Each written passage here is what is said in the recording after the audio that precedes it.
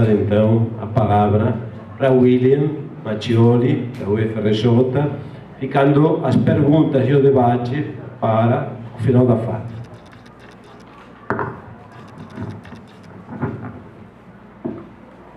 Oi. Bom, gente, boa tarde. Eu queria, antes de mais nada, também agradecer demais ao Gustavo e ao Rui pelo convite para participar desse evento espetacular. Parabéns à comissão organizadora e à equipe, está realmente impressionante, muito bom. É um prazer, então, estar aqui, convidado pela primeira vez, né, para falar entre os colegas. Foram ótimos os trabalhos até aqui e eu espero contribuir um pouquinho para esse debate. Continuar um pouco aquela conversa nossa de ontem, né, Miguel? Bom, o título do texto que eu vou apresentar é O que há de verdade na ciência e como ela é possível em meio ao erro. Incursões no projeto naturalista de uma demasiado humana. Tem um pequeno errinho no título que está impresso na programação aí, mas faz sentido também pensar em incursões do projeto naturalista de uma demasiado humana, na medida que a gente pensa que são incursões do Nietzsche na ciência, né? Então, e o problema geral do qual eu parto aqui é esse velho conhecido, né, dos leitores e estudiosos de Nietzsche, e constitui um dos eixos temáticos desse belíssimo evento. E, bom, trata-se da aparente contradição entre as reivindicações de verdade do Nietzsche e a sua insistência na tese de que nossa vida está, em todos os seus aspectos, incontornavelmente mergulhada no erro e na ilusão. Então, eu parto aqui já um pouco de uma abordagem distinta do teatro, uma perspectiva um pouco distinta. Eu vou circunscrever minha análise a uma demasiado humana também, então um pouco Nietzsche pré-perspectivístico, mas a gente pode eventualmente debater um pouco sobre isso depois também. Essa contradição se torna ainda mais flagrante ao constatarmos que parte considerável dos argumentos do Nietzsche, enfim, a favor, né, dessa tese de que nossa vida está incontornavelmente mergulhada no erro e na ilusão, parece depender de uma concepção positiva acerca de uma espécie de verdade última do real, né, em que o real é pensado como um devir contínuo, um devir absoluto, inteiramente refratário aos nossos esquemas de percepção e de categorização conceitual. Bom, se é assim, tendo em vista que a ciência, segundo Nietzsche, sempre opera com conceitos e pressupostos que não têm correspondência nessa realidade do devir, como nós devemos entender o estatuto das teorias científicas, que fornecem uma base para as posições que, pelo menos, parte da literatura tem chamado de naturalistas na filosofia de Nietzsche. Então, meu objetivo nessa breve comunicação é apresentar uma hipótese que lança uma luz sobre esse problema, uma hipótese circunscrita ao programa elaborado por Nietzsche, Uma Demasiado Humana, e baseado, sobretudo, nos aforismos 11 e 19. E, segundo essa hipótese, eu já me adianto aqui para tentar defender isso durante o texto. Então, o Estatuto das Teorias Científicas deve ser compreendido no quadro de uma espécie de realismo científico moderado, que pode ser compatibilizado, não sem algum esforço, é verdade, com essa teoria do erro do Nietzsche. Eu queria iniciar o meu argumento com uma observação sobre o que Nietzsche, nesse momento, então, considera ser a finalidade da ciência. Então, estamos falando de Uma Demasiado Humana, 1878. É verdade que ele considera que o desenvolvimento científico pode ser avaliado em função de sua utilidade, seja em termos de sua capacidade de promover um melhoramento geral das condições de vida dos seres humanos como um todo, seja em termos de seu potencial transformador com relação aos nossos critérios e modelos de avaliação e julgamento moral, tanto dos outros quanto de nós mesmos. Mas essa utilidade não me parece explicar a finalidade da ciência na concepção do filósofo.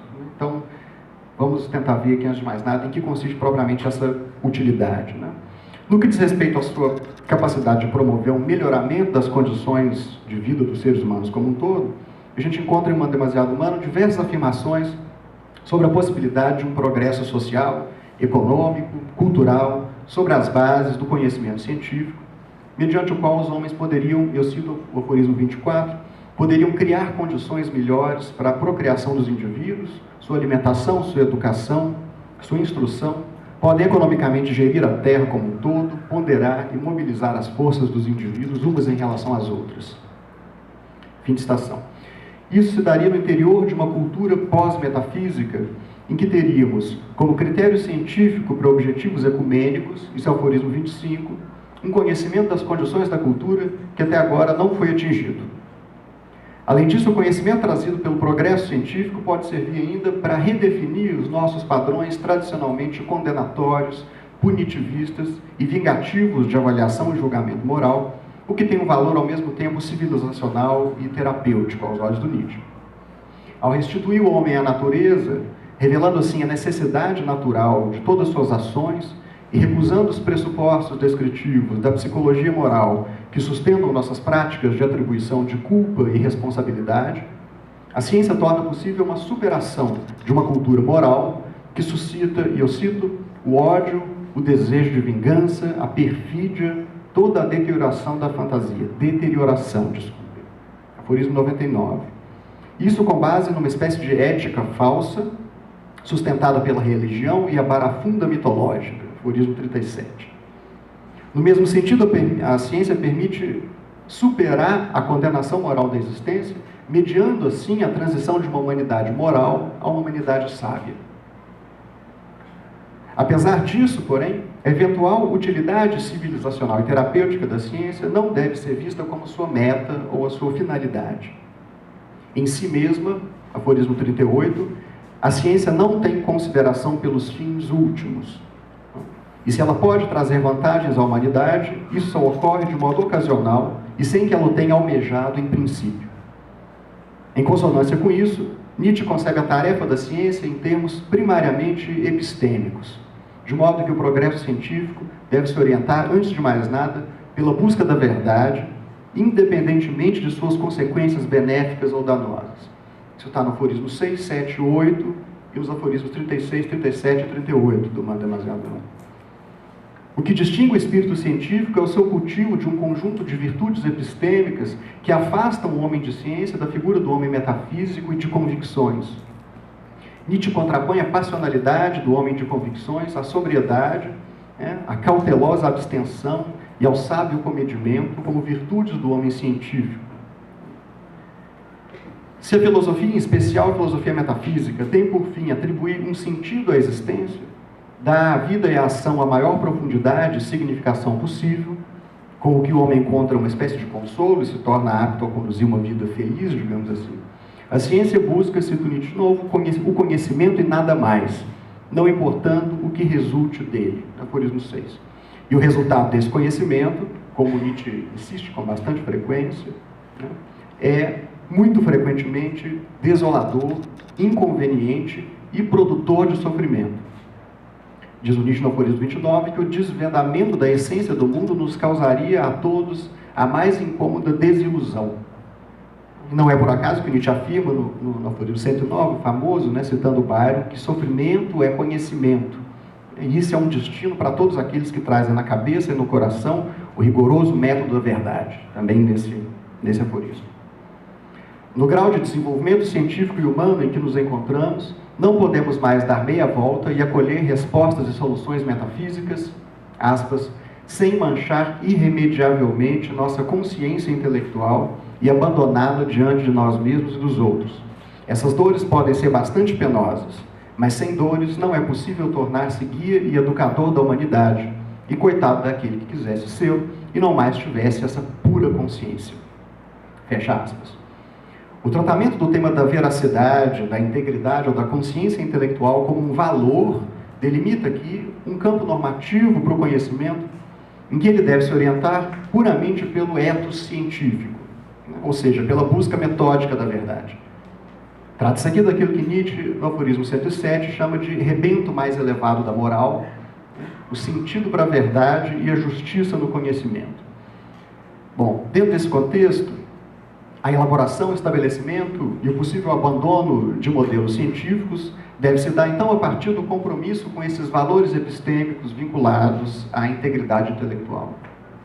Ou seja, os membros dessa cultura científica, pós-metafísica e pós-moral, vislumbrada por Nietzsche como uma possibilidade, um cenário futuro da cultura, devem estar engajados numa espécie de ética do saber, que só aceita acomodar aquelas crenças formadas segundo métodos epistemicamente confiáveis.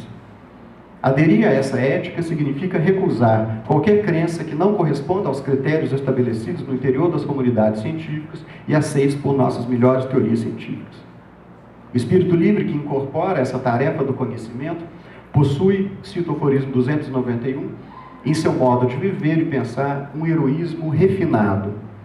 Entregar-se a essa tarefa, cito agora o aforismo 3, essa citação vai em homenagem ao Hernani, entregar-se a essa tarefa é viril e demonstra coragem, simplicidade e moderação. Aos poucos, não apenas o indivíduo, mas toda a humanidade se alçará a essa virilidade quando, enfim, se habituar a uma estima maior dos conhecimentos sólidos e duráveis e perder toda a crença na inspiração e na comunicação milagrosa de verdades. Fim de citação.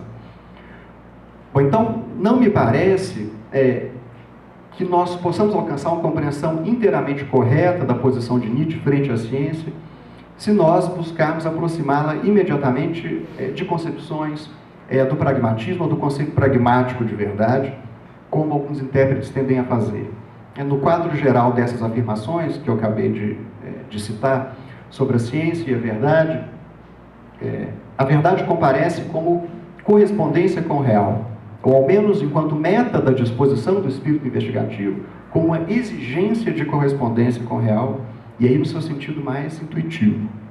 O aforismo 11, esse é um aforismo muito importante para o meu argumento, ao fazer sua crítica aos pressupostos implícitos que permanecem não questionados na ciência comum, afirma que a linguagem e a lógica se baseiam em pressupostos, aspas, que não têm correspondência no mundo real.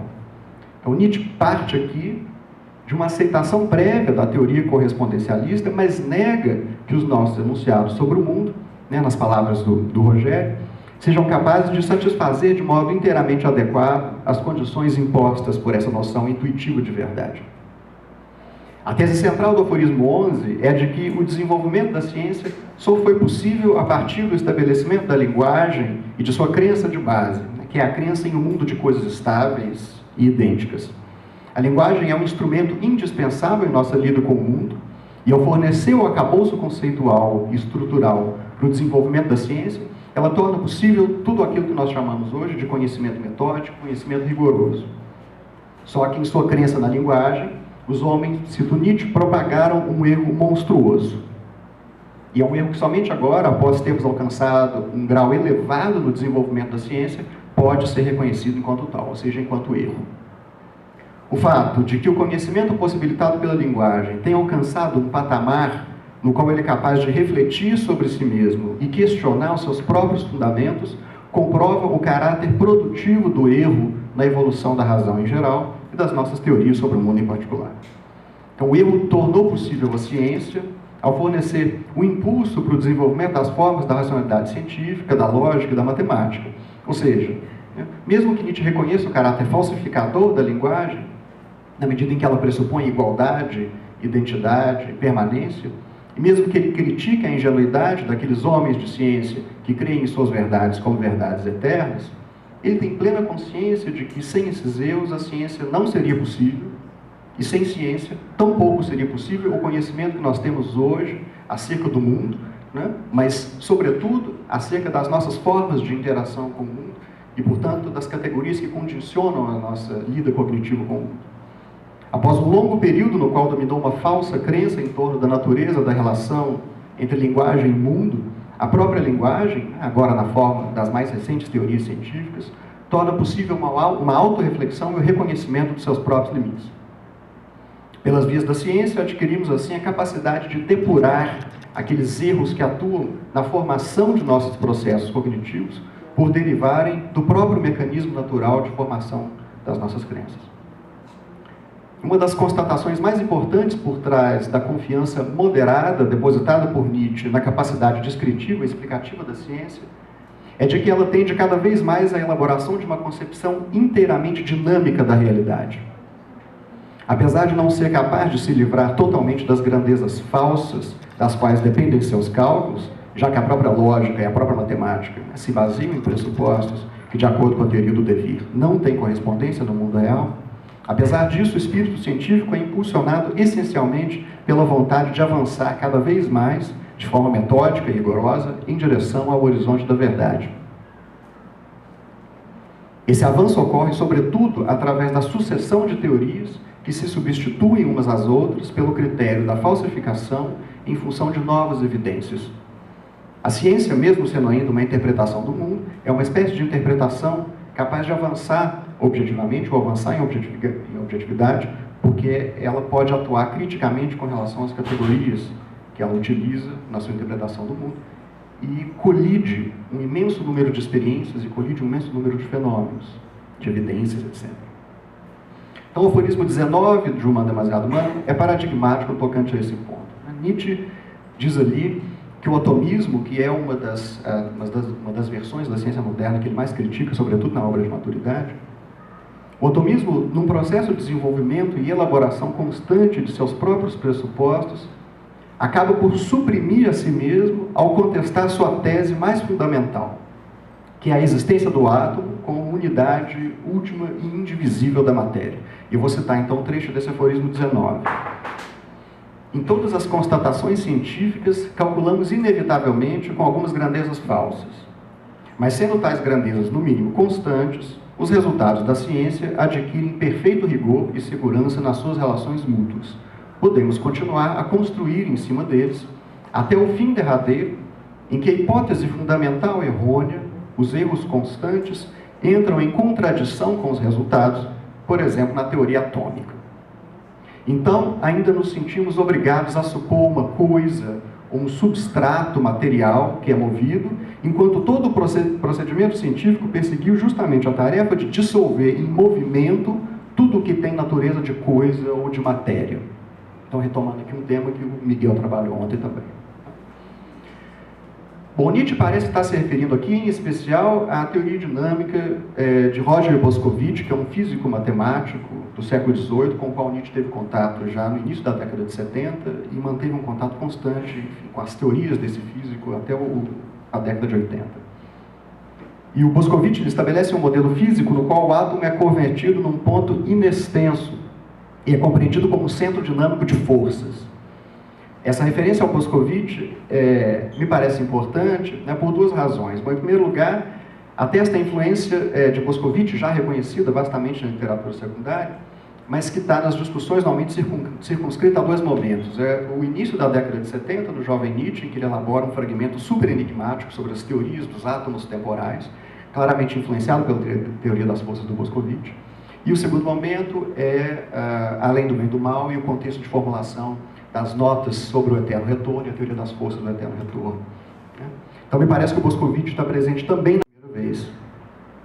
Em segundo lugar, e esse me parece o ponto mais importante, essa referência nos permite dimensionar de modo mais exato o argumento elaborado por Nietzsche nesse aforismo 19, que é fundamental para compreender o tipo de realismo endossado por ele e responder à pergunta que consta, então, no título da minha comunicação, que é o que há de verdade na ciência e como ela é possível em meio ao erro.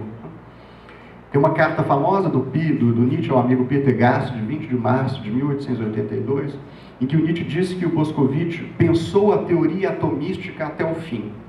Essa é uma frase que me parece importante também. O Boscovich pensou a teoria atomística até o fim. Para os fins do argumento que eu pretendo apresentar aqui, essa afirmação deve ser colocada ao lado da afirmação do aforismo 19 de O Humano Demasiado Humano, segundo a qual, no atomismo, uma hipótese fundamental de princípio terminou por entrar em contradição com os desenvolvimentos mais recentes da teoria. E isso porque esses desenvolvimentos sugerem, né, que aquilo que era considerado o fundamento da matéria no modelo corpuscular clássico deve ser visto como algo inextenso, o que para Nietzsche quer dizer, né, imaterial. Então Nietzsche está pensando no conceito de matéria aqui como paralelo correspondente ao conceito de extensão. Ao recusar a extensão, recusa-se também a materialidade do átomo. Essas conclusões nos permitem compreender de um modo mais claro os limites e a validade dos nossos conceitos científicos, mas ao mesmo tempo nos fornecem um tipo de conhecimento negativo sobre o mundo.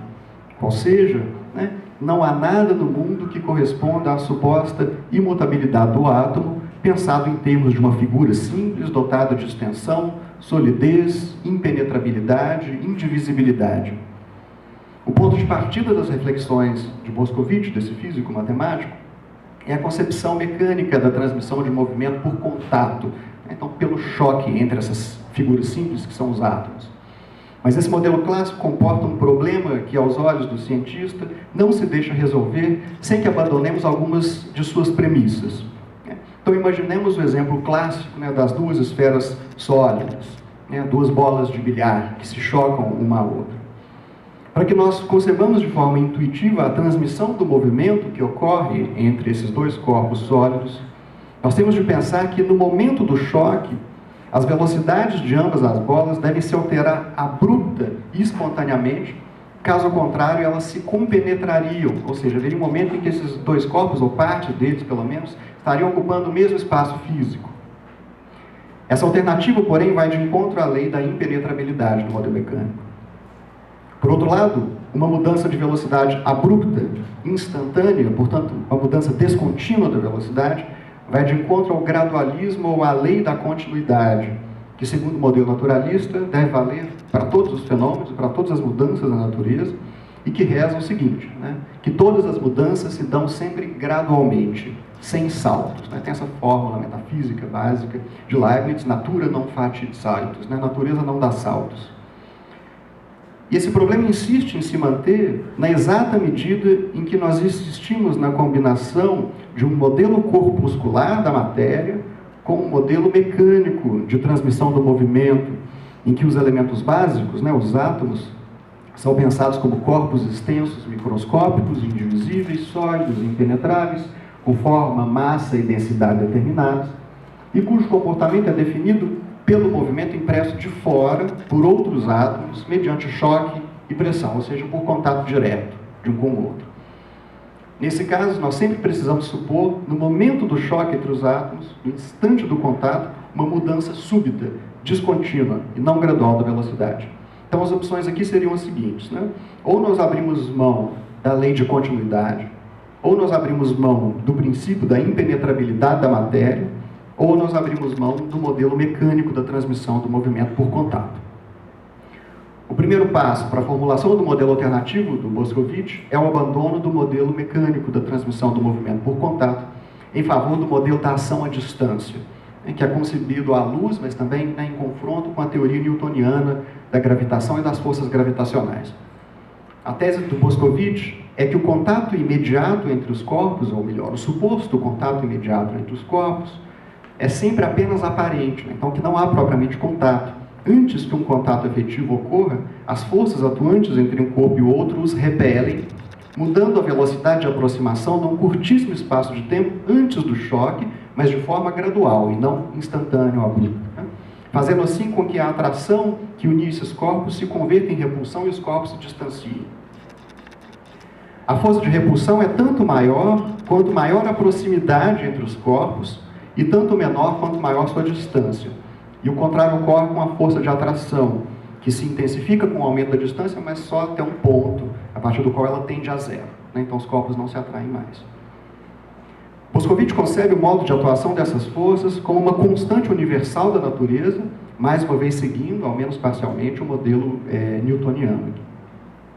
Mas a teoria de Newton se baseia ainda na noção corpuscular da matéria, né? E a força é pensada aí como uma espécie de qualidade inerente e, em última instância, inexplicável dessa matéria extensa. E essa noção é recusada por Moscovitch, né? Sua recusa da concepção de uma matéria extensa se baseia essencialmente em dois argumentos. O primeiro deles é motivado, né, ou derivado imediatamente do modo como ele compreende a atuação dessas forças de atração e repulsão.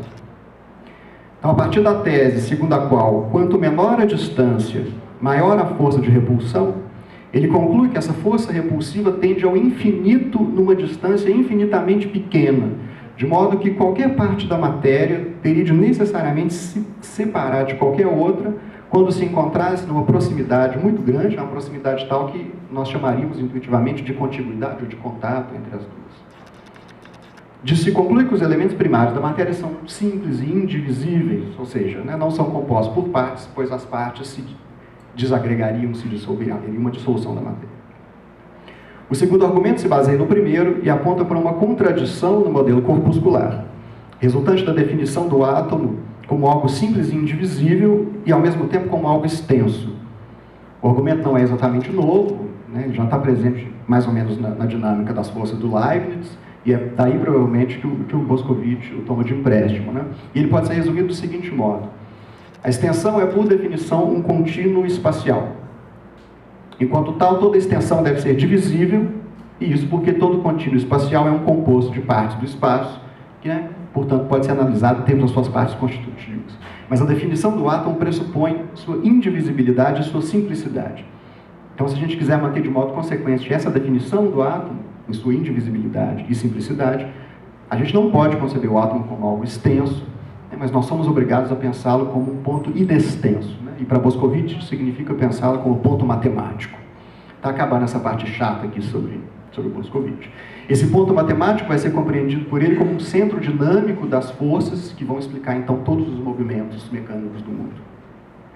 Então, como eu disse, a afirmação de Nietzsche, né, de que no atomismo uma hipótese fundamental de princípio terminou por entrar em contradição com os desenvolvimentos mais recentes da teoria, essa afirmação parece partir do argumento de Boscovich, exposto, né, que eu acabei de expor agora, para chegar à seguinte conclusão.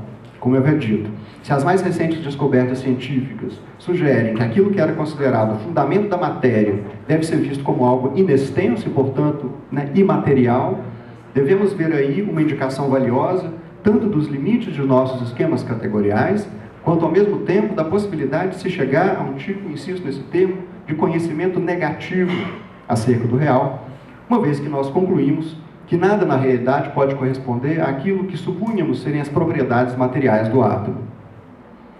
Nesse contexto, Nietzsche acredita que os resultados mais recentes das nossas melhores teorias científicas tendem a corroborar sua teoria do devir e sua tese de base, que é a de que a realidade se constitui como um movimento contínuo que não comporta permanência, qualquer tipo de permanência, de modo que todas as nossas categorias de identidade, de substância, não teriam qualquer validade ontológica. Ou seja, as mais recentes ciências empíricas apontam para uma confirmação do que o Nietzsche considera ser a principal tese do heraclitismo, e que é sintetizada nesse aforismo 19, com o qual estou trabalhando aqui, da seguinte forma: não há nada igual, não existe nenhuma coisa, entre aspas. Então, note-se aqui um ponto importante, que é a recusa do atomismo e a consequente adoção de uma descrição dinâmica do real são conclusões às quais se chega num campo propriamente teórico, né, não encontrando embasamento direto na experiência sensível do mundo. Pelo contrário, e tem dois fragmentos póstumos que são importantes aqui, mas eu não vou lê-los, são os fragmentos 23, 26 e 23, 150 de 1876, só para dar a referência. Então, né, nesses fragmentos, né, o Nietzsche afirma que o condicionamento instintivo da experiência sensível por antiquíssimos erros de inferência e segundo o esquema da substância, que nos foram herdados biologicamente em função da sua eficácia evolutiva, então como instrumentos para a conservação da espécie, esse condicionamento instintivo da experiência sensível faz com que a experiência sensível contradiga sistematicamente as conclusões teóricas, de modo que nós chegamos a um modelo adequado de descrição da realidade apenas de modo indireto. Isso supõe uma espécie de primazia metodológica da teoria sobre a experiência sensível direta do mundo exterior, o que de modo algum exclui a possibilidade de um retorno qualificado à experiência sensível, devidamente informado pela teoria, e aí sim capaz de submetê-la a uma espécie de refinamento, né, um refinamento gradual, especialmente mediante o uso de instrumentos de observação, né, microscópio, etc., e aí, encaminhando a experiência sensível direta rumo às mesmas conclusões da teoria, inserindo assim de modo mais consistente no contexto de justificação epistêmica. Bom, diante desse cenário, a gente pode estabelecer a seguinte tese, né? Minha leitura do Nietzsche nesse momento, então. O progresso científico se dá sobretudo a partir do reconhecimento dos erros das teorias e de sua substituição, o que aumenta gradativamente o grau de verossimilhança ou de probabilidade das hipóteses científicas, mediante a comparação de vários fenômenos e de vários modelos de interpretação dos fenômenos, em suma, de vários erros, como Nietzsche diz em alguns momentos. Ou seja, na medida em que nós estabelecemos esse tipo de comparação e confrontamos nossas teorias com a multiplicidade dos fenômenos, com novas descobertas e com as hipóteses de teorias concorrentes, nós avançamos nos graus de aparência. Então, Nietzsche tem uma concepção do fenômeno que é uma concepção em que se analisa o fenômeno em termos de graus, uma complexificação da estrutura fenomênica em graus, né? Então, nós podemos nos aprofundar no fenômeno. Vou citar aqui um trecho da tese do Rogério, né? Em que ele diz que o Nietzsche assume a possibilidade de uma espécie de hierarquização do ponto de vista epistemológico dos nossos enunciados sobre a realidade. Eles podem conter maior ou menor grau de probabilidade de erro. As teorias científicas, na medida em que se aproximam idealmente de uma concepção puramente dinâmica do real, falsificam menos a realidade do que as proposições do senso comum e da metafísica substancialista. Aspas fechadas. Mas uma vez que essa espécie de imagem ou intuição do devir não pode ser adequadamente traduzida nos termos da linguagem conceitual, sempre vai permanecer um resíduo do imperscrutável. Como sugerido acima, isso faz com que parte considerável das verdades alcançadas cientificamente sejam de natureza meramente negativa. E eu vou encaminhando a conclusão aqui agora. Tem um fragmento do ano de 1880 que me parece que ilustra muito bem essa ideia. E eu vou citar um trecho longo dele, que ele é importante. Então, Nietzsche diz o seguinte: o erro é a base do conhecimento, a aparência. O termo alemão é Schein. Apenas pela comparação de diversas aparências surge a verossimilhança, graus de aparência, portanto. Do mesmo modo, a linguagem é supostamente uma base de verdades em que se confia. O ser humano e o animal constroem primeiro um novo mundo de erros e aprimoram esses erros cada vez mais, de modo que incontáveis paradoxos são descobertos e assim a quantidade de erros é reduzida. Somente a verdade entre aspas aqui no texto do Nietzsche, somente a verdade nas coisas que o ser humano inventa, por exemplo, o número. Ele coloca ali alguma coisa e depois a reencontra. Essa é uma afirmação que ele já havia feito, inclusive, no Verdade e Mentira. Então, esta é a forma da verdade humana. Ademais, a maioria das verdades, e aqui sem aspas, me parece ser uma outra noção de verdade que o Nietzsche está operando, que a maioria das verdades são efetivamente apenas verdades negativas. Isso e aquilo não é aquilo outro. A e B não é C. Mesmo que na maioria das vezes essas verdades sejam expressas positivamente. E aí, fecha o fragmento, esta é a fonte de todo o progresso do conhecimento. Fecha aspas. Então, nessa dimensão da prática científica, na qual se torna claro o caráter produtivo do erro, as verdades alcançadas com método rigoroso serão sempre verdades relativas. E elas devem ser sempre avaliadas sobre o pano de fundo dessa espécie de teoria geral da falsificação ou do ficcionalismo. Ou seja, nossos conceitos, uma vez que categorizam o mundo incontornavelmente segundo o esquema substancialista, falsificam sistematicamente a realidade do devir. Então, isso é uma teoria filosófica, né, acerca da falsidade geral das nossas crenças, quando confrontadas com esse horizonte, em última instância, inapreensível do devir ou do vir a ser. Então, nesse caso, o horizonte delineado pela tese do devir funciona também como uma espécie de motivador teórico fundamental para essa reserva falibilista que deve acompanhar todas as nossas investigações. Quer dizer, a disposição de alterar as nossas crenças, a ideia de que a justificação racional não implica que as nossas crenças são infalíveis, né? A gente pode admitir a possibilidade de que elas sejam revistas no futuro. Mas isso não quer dizer, porém, que essa tese do devir tenha meramente o estatuto de uma espécie de formulação hiperbólica, né, do falibilismo, sem qualquer pretensão ontológica. O que eu tenho sugerido aqui é que essa tese tem uma pretensão ontológica, né, ou seja, descrever uma estrutura do real, e tem ao mesmo tempo uma função pragmática do ponto de vista da psicologia da prática científica, pois assume um papel análogo àquele do Deus enganador de Descartes, né, de impedir que o investigador conceda assentimento total a um determinado conjunto de hipóteses, mantém o investigador sempre na investigação. Então, assim, a pesquisa da verdade se mostra com um trabalho infinito, como Nietzsche diz no aforismo 637. Bom, se o que disse até aqui estiver correto, então a gente pode afirmar que a posição de Nietzsche se aproxima de um realismo científico moderado, uma vez que a ciência, a despeito de possuir um caráter em grande medida instrumental, é ainda capaz de nos fornecer um vislumbre, mesmo que parcial e limitado, no interior dessa estrutura do real, no caráter absoluto do devir. Apesar de não ser capaz de romper de modo essencial o domínio de hábitos ancestrais de percepção e pensamento, A ciência pode se aproximar da verdade mediante a construção progressiva de modelos cada vez mais dinâmicos de explicação e descrição do mundo e confrontando constantemente os paradoxos internos das suas teorias. Ela pode, então, cito o aforismo 16, de maneira bastante lenta e gradual, iluminar a história da gênese desse mundo como representação e, ao menos por instantes, nos elevar acima de todo evento. Fecha aspas. Ao nos elevar momentaneamente acima de todo evento da história humana, e mais ainda da história cósmica, a ciência nos permite romper parcialmente os erros e hábitos de percepção e pensamento herdados, possibilitando uma espécie de curto sobrevoo para além das formas sensíveis que limitam nossa percepção vulgar do mundo como representação. É a consciência, portanto, como diz o Nietzsche no aforismo 29, e com isso eu encerro a apresentação, é a consciência e não com a religião, a arte e a moral, que o homem chega mais perto da real essência do mundo e de seu conhecimento. Bom, eu acho que já deve ter dado meu tempo. Eu vou parar por aqui e deixar aberta a discussão.